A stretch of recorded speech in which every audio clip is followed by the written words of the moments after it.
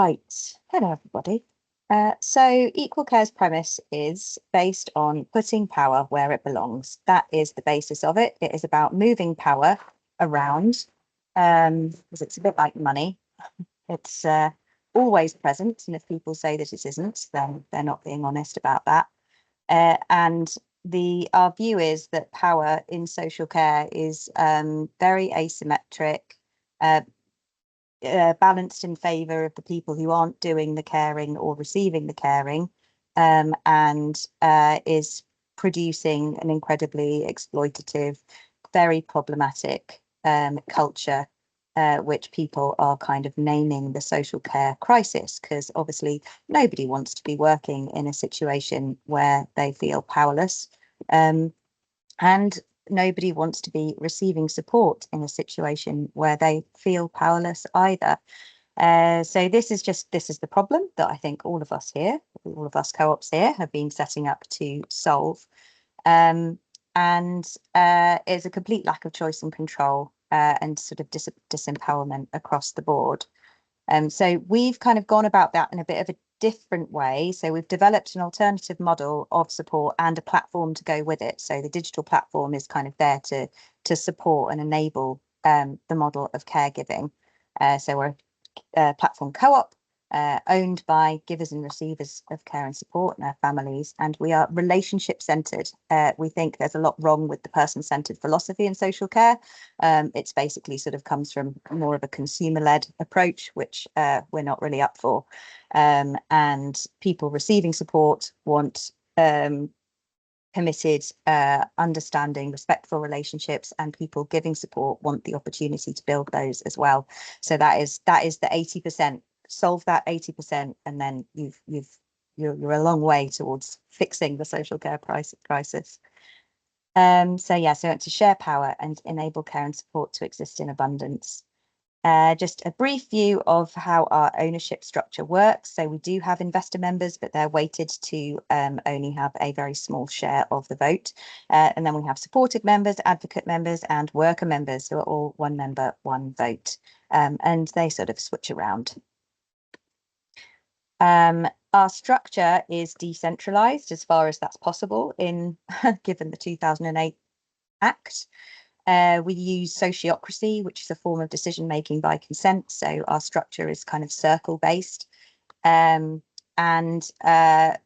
fundamentally, the way that we enable it for care and support workers and people receiving support is that, you can see here that people work out their own rota. So the decisions about when to support someone, and who to support and how long to support them for is made with that person themselves. So it is the person giving support, it is the person receiving support, it might be the family member that's doing the coordination. It is not made by somebody sitting in the office and organising the rota for the week. And that is absolutely transformative, and goes a really long way to enabling the kind of flexibility that people receiving support need, and people giving support need as well. So this is the structure. We work in teams, so every single person receiving support, kind of as sort of John's described, really leads their own team, owns and leads their own team. And they choose who's in it. So that could be private PAs, it could be other agency members, it could be neighbours, could be family.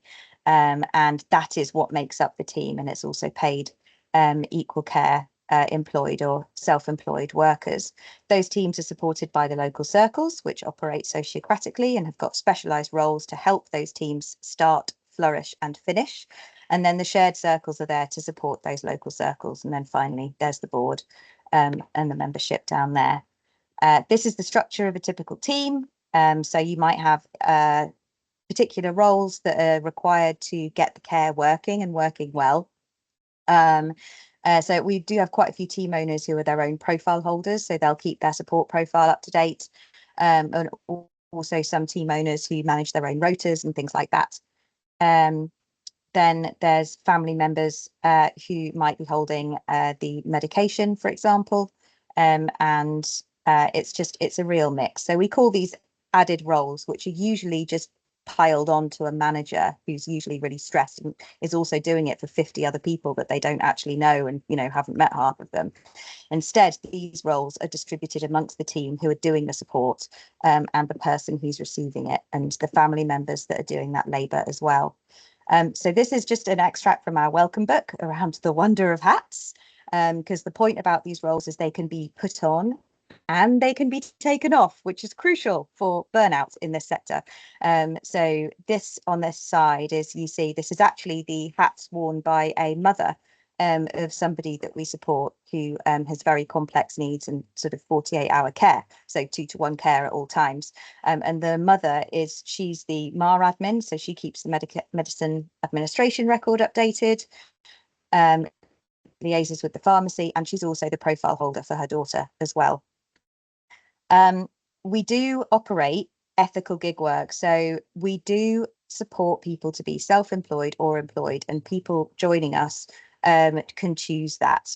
It's all flexible by default because of the choose your own rota kind of structures, and as well as being a real living wage employer for our employed people, we also extend those really important employment protections to independent workers. So that's whistleblowing protection and right to a proper problem solving procedure, which is something that gig platforms are really, really bad at doing. On to earnings. So we have managed, we're very lean. So we have a very tiny back office team because 75% of our hourly rate goes directly to the person doing the care. So for indies, that's an average there of, that's a net of £18.89 per hour at the moment. And then the hat work is paid at slightly less because that comes out of the co-op funds for that work. So we pay people to do hat work, and that includes people getting support and family members. So we offset that amount against their bills because that is real work, that is real labour. And then our top earners for indies are kind of between £3,000 and £4,000 a month. See, that's with overnights and things like that. And then for our full-time, they are on the real living wage, which is an equivalent full-time salary of £24,570, still with the option to go to flex up and to flex down as needed. And then once you factor in, because we pay for travel, holiday, etc., and training, that hourly rate for our employed workers is actually comparable to our indies because we're looking at caregiving hours. This is just a sneak peek of what's about to come out on the platform as a bit of an upgrade around our matching process. So that's an example of a profile who's Bob, who's giving support. And the idea is that this is then supports to be able to make those really, really crucial matches, supportive matches, long-term sustainable matches for your team, so that you don't get the revolving door of people doing care work and then you see them for 1 week and you see somebody different the next, and vice versa for the person giving support. They want those long-lasting and sustainable support relationships as well. So there we go. There we go. The 5 minutes. That was the quickest I've ever done that presentation. We've recently published a playbook, and Graham, don't worry, we have name checked the handbook that Colne Valley, Co-op have done, because let's not reinvent wheels. This playbook is kind of setting out from the commissioner's perspective, so it's for policymakers and kind of looking at more of a how do you commission a service kind of according to the model Equal Care has developed,